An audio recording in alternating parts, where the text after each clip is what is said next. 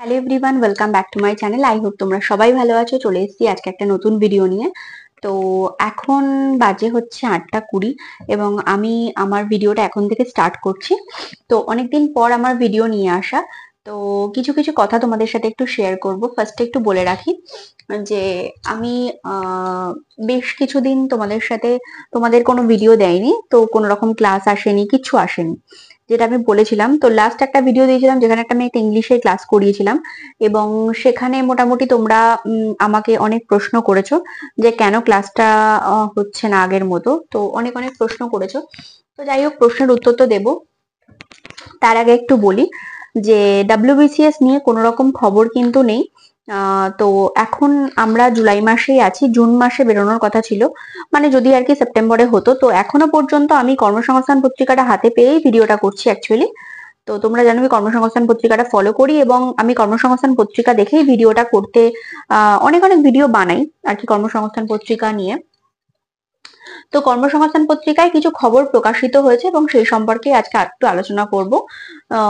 এখানে আমাদের পিএসসির তরফ থেকে এই কর্মসংস্থান পত্রিকায় কোনো রকম কিছু জানানো হয়নি, মানে আমি যেটা মঙ্গলবার করে পাই আমি সেই পত্রিকার কথাই বলছি। তো সেখানে কোনো রকম কিছু জানানো হয়নি, কিন্তু জানানো যেটা হয়েছে সেটা হচ্ছে স্কুল সার্ভিসের এসএলএসটি যে পরীক্ষা হবে তাতে 2016 সালে সিলেবাস অনুযায়ী পরীক্ষা হবে না, সিলেবাস বদল হবে।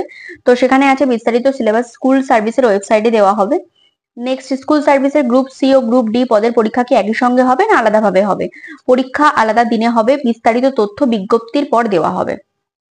আচ্ছা, নেক্সট আছে স্কুল সার্ভিসের নবম থেকে দ্বাদশ শ্রেণীর পরীক্ষায় 2010 সালের আগে পাওয়া ওবিসি সার্টিফিকেট প্রাপ্ত প্রার্থীরা কি ওবিসি ক্যাটাগরির সুযোগ পাবে? তো লেখা আছে হ্যাঁ, 2010 সালের আগে পাওয়া ওবিসি ক্যাটাগরির প্রার্থীরা ওবিসি ক্যাটাগরি হিসাবে দরখাস্ত করতে পারবেন। স্কুল সার্ভিস কমিশন এক বিজ্ঞপ্তিতে একথা জানিয়েছে। 2010 সালের আগে ওবিসি সার্টিফিকেট পাওয়া প্রার্থীরা যারা আদার্স ক্যাটাগরিতে দরখাস্ত করেছেন তাদের এডিট করার সুযোগ দেওয়া হবে। ঠিক আছে। আচ্ছা, এছাড়া স্টাফ সিলেকশনে কিছু আছে আর পুলিশে আছে। আচ্ছা, পশ্চিমবঙ্গ পুলিশ ও কলকাতা পুলিশের কনস্টেবল পদের পরীক্ষা কি পুজোর আগে হতে পারে? এখনো পরীক্ষার তারিখ ঠিক হয়নি। এই একটা কোশ্চেনই ছিল পশ্চিমবঙ্গ পুলিশ থেকে। প্রাইমারি টেটের বিজ্ঞপ্তি কবে বেরোবে? প্রাইমারি টেটের বিজ্ঞপ্তি এবছর বেরোতে পারে, বিজ্ঞপ্তি বেরোলে তারপর পরীক্ষার তারিখ জানানো হবে। মানে জাস্ট পিএসসির তরফ থেকে যেটা দেয় প্রত্যেকবার, আমরা জানি পিএসসির একটা কলাম থাকে কর্মসংস্থান পত্রিকায়, সেটা কিন্তু টোটাল এবার নেই। আচ্ছা, এখনো পর্যন্ত যেটা আমি দেখতে পাচ্ছি সেটা হচ্ছে সিএইচএসএল বা সিজিএল এর বলো, যেটা কিন্তু ফর্ম ফিল আপ চলছে, তোমরা চাইলে ওটা ফর্ম ফিল আপ করতে পারবো। স্টাফ সিলেকশন কমিশনের মাল্টিটাস্কিং স্টাফ পরীক্ষার মাধ্যমে অফিসার নেবে, প্রায় 6000 নিযুক্ত হবে। আর একটা হচ্ছে staff selection combined higher secondary লেভেলের পরীক্ষার মাধ্যমে অফিসার, যেটা 3131 জন নেবে এবং যেটা শেষ তারিখ হচ্ছে 18/7/2025। ঠিক আছে। তো এটা তোমরা দেখতে পারো। এছাড়া তোমরা যদি মনে করো পিএসসির মাধ্যমে রাজ্যে ক্লার্ক নেওয়া হচ্ছে, মাধ্যমিক পাস যোগ্যতা, সেখানে অ্যাপ্লিকেশন করতে পারো। তো আমি যে কথাটা বলার জন্য ভিডিওটা আজকে করা, কর্মসংস্থান পত্রিকাটা আমি মেনলি দেখাই তোমাদের। তো এই পত্রিকাটা আমি দুটো ব্যাপারের জন্য নিতে বলি। সেটা হচ্ছে, দেখো এখানে একটা সুন্দর প্র্যাকটিস সেট দেওয়া থাকে, যেটা তোমরা আপকামিং যে পরীক্ষা আসে সেটার উপরে ওরা প্র্যাকটিস সেট বানিয়ে দেয় এবং সেটা কিন্তু অনেকটা হেল্পফুল হয়, কারণ আমরা এখান থেকে প্র্যাকটিস সেটটা আর কি পড়ে নিতে পারবো। আর দ্বিতীয় ব্যাপার হচ্ছে, এখানে একটা কলাম থাকে যেখানে ওরা হচ্ছে তোমার আমাদের যে আর কি কারেন্ট অ্যাফেয়ার্স এর কোশ্চেন, সেটা শর্ট শর্ট করে প্রত্যেকটা বিষয়ের উপরে দেয়। ঠিক আছে, মানে কবে কি ঘটেছে, কোন ঘটনাটা ইম্পর্টেন্ট। আর কারেন্ট অ্যাফেয়ার্স তো এখন প্রত্যেকটা পরীক্ষার জন্য ভীষণ ইম্পর্টেন্ট, তোমরা সবাই জানো সেটা, যে কারেন্ট অ্যাফেয়ার্স ছাড়া এখন কিচ্ছু হয় না, কারণ কারেন্ট অ্যাফেয়ার্স না এ করলে কিছু হবে না। যে কোনো পরীক্ষায় কারেন্ট অ্যাফেয়ার্স ভীষণ ভাবে ইম্পর্টেন্ট। তো মেন যেটা কথা, যে আরেকটা কথা বলি, রেলের এনটিপিসি সিবিটি টেস্ট শুরু হবে 7ই আগস্ট থেকে, সেটাও কিন্তু আমি দেখলাম। আর হচ্ছে তোমার প্রাথমিকে, অর্থাৎ প্রাথমিকে রাজ্যের প্রাইমারি স্কুলে special education teacher, special educator পদে প্রায় 2700 শিক্ষক শিক্ষিকা নিয়োগ করতে চলেছে রাজ্য সরকার।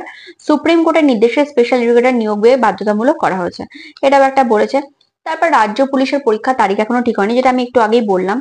তো ডাব্লিউবিসিএস এখন এমন একটা জায়গায় দাঁড়িয়ে আছে, আমার মনে হয় এই সম্পর্কে আমাদের এখন কোন রকম ডিসিশন না নেওয়াই ভালো। তোমরা যেরকম পুরোনো সিলেবাসেই পড়ছো সেরকম পুরোনো সিলেবাসেই পড়ো, এখনো পর্যন্ত কোন রকম মানে অফিসিয়াল কিছু জানানো হয়নি।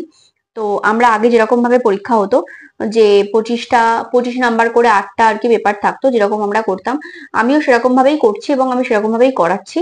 তো তোমরাও আর কি ওরকম ভাবেই পড়ো, কোনো রকম নতুন কোনো খবর নেই, সেই জন্যই আর কি আমার মানে হয় না, পড়ার প্রতি যে উদ্যম সেটা নষ্ট হয়ে যায়। মানে সবারই হয় এটা, সব অ্যাসপিরেন্টদেরই হয়, কারণ সবাই চাকরি পাওয়ার জন্য পড়াশোনা করে। তো যাই হোক, সেই জন্য সেখান থেকে দাঁড়িয়ে আর কি সেই মোটিভেশনটা নষ্ট হয়ে যায়, কারণ দিনের পর দিন কোনো রকম নোটিফিকেশন নেই, কোনো রকম কোনো অফিসিয়াল কিছু জানানো হচ্ছে না। মানে 2022-এর রেজাল্ট 2025-এ বের করছে। মানে কত ডিলে, মানে একটা মানুষ 2022-এ পরীক্ষা দিচ্ছে, সে 2025-এ 3 বছর তাকে ওয়েট করে থাকতে হচ্ছে। মানে 3 বছর ধরে তার কি তাহলে স্ট্রাগলটা শুনতে হবে, হবে কি হবে না, আবার যদি না হয় সেটা আবার 3 বছর পরের থেকে মানে প্রথম থেকে শুরু হবে। এই ব্যাপারগুলো খুব কষ্টকর। ঠিক আছে। তো যাই হোক, আমি আশা করব যত শীঘ্র হয়ে 2024-এ তো পরীক্ষা হলোই না, 2025-এ অ্যাটলিস্ট পরীক্ষাটা হোক, এটা সব থেকে বড় ব্যাপার। কারণ পরীক্ষাটা না হওয়া পর্যন্ত মানে অনেকের বয়সের ব্যাপার আছে, বয়স বেড়ে যাচ্ছে। জানি না কিরকম ভাবে এজ রিল্যাক্সেশন দেবে, আমার তো আমি কিছু বুঝতে পারছি না। তোমরা কমেন্ট করে অবশ্যই জানিও তোমাদের কি মনে হচ্ছে, কি মতামত। এবং দেখো, প্রত্যেকবার একটা জিনিস কি আমাদের এখন আন্দোলন করে, পিএসসির অফিস ঘেরাও করে, এরকম করে করে এক একটা চাকরির পরীক্ষা নিতে হচ্ছে, এটা যেটা সত্যি খুব লজ্জাজনক, খুবই লজ্জাজনক ব্যাপার যে এরকম ভাবে এক একটা চাকরির পরীক্ষা নিতে হচ্ছে। ঠিক আছে। তো যাই হোক, তাও যদি পরীক্ষাটা হয় তাও অনেক উপকার। তো আমি আর এই বিষয় নিয়ে বেশি কিছু বলছি না, আজকের মতো ভিডিওটা এই পর্যন্তই রাখছি, দেখা হচ্ছে নেক্সট ভিডিওতে। Thank you.